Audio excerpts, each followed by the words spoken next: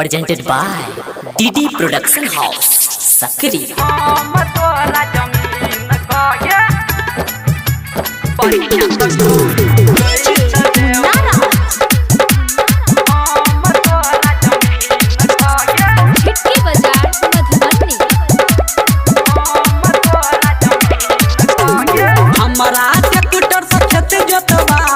एको बेर खेत में फार घुसवाल हमारा ट्रैक्टर से खेत जोतवाल एको बेर खेत में फार घुसवाल फ्री में जइत देबौ छौरी कहै छियौ हम दिन का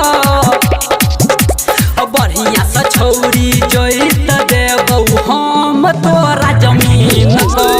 बढ़िया से छौरी जइत देबौ हम तोरा जमीन का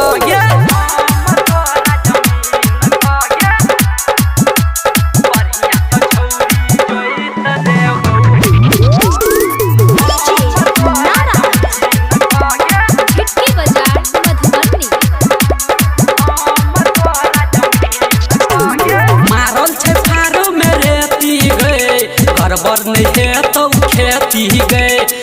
देव छौरी तोहर काम चले छे बेसी हमर नाम मारल छे फारो में रेती गए बरबर नहीं है तो खेती गे देव छौरी तोहर काम चले छे बेसी हमर नाम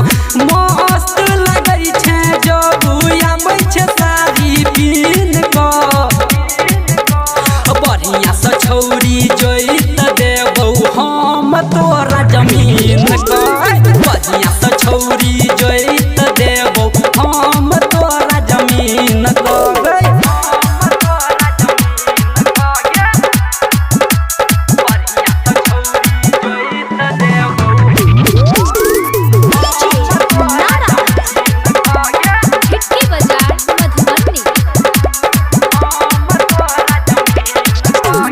खेलू छे सबे दीवाना गे सुनेबो सुरेश के गाना गे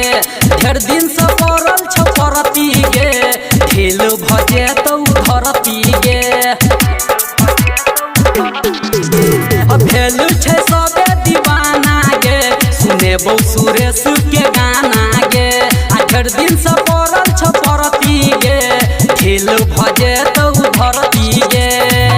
गंगा दिल खुश जे देखै छौ तोरा मशीन को